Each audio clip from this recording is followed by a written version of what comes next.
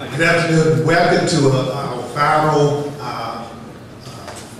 open forum discussion as a part of our day and a half corporate leadership and executive change series. I'll remind you that our major supporter and sponsor of this event is Pratt Whitney Rocketdyne.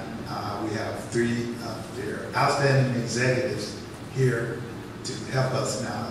First annual corporate leadership executive series.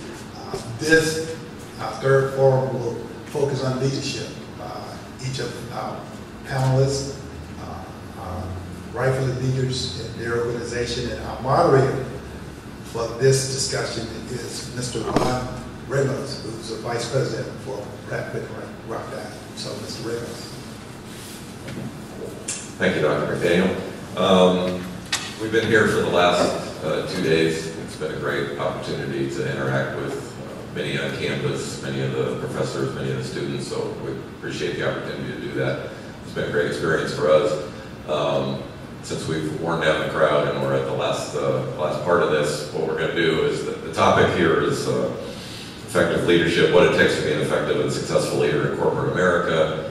So I have a few questions, and along with my panelists, we'll talk a little bit about that. But we also wanted to give you all who are here the opportunity during it or toward the end of it to ask us any questions either related to that topic or anything else. Since you still have us captive here, you can use us and abuse us forever, whatever you'd like to do, and whatever may be burning in your mind from the last day and a half that you haven't had the opportunity to ask any of us yet.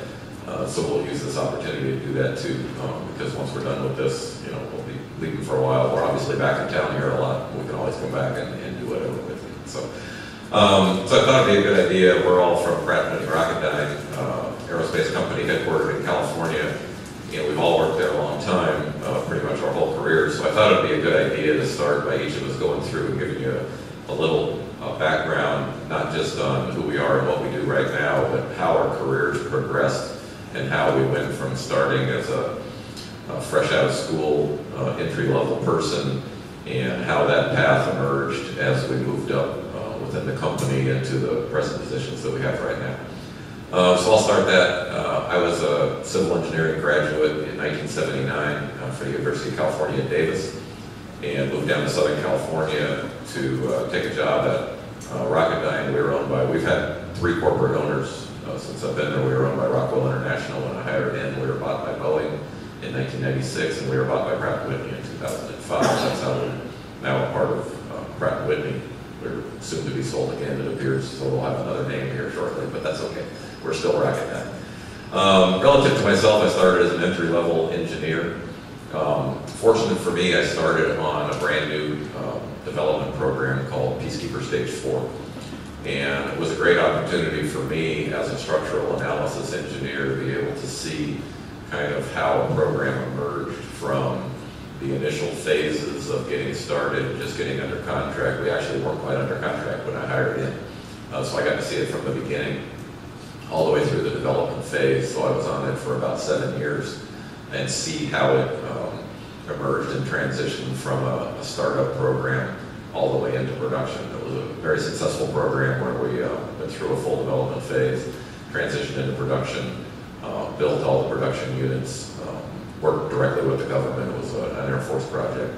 So that gave me the opportunity to actually see kind of a wide variety, and probably what spurred me into getting outside of my little defined boundaries of my job into seeing how that job and what I did and the results that I created personally affected the other people, both upstream and downstream of me in the process. And so that kind of is how I started getting more engaged and more involved, and ultimately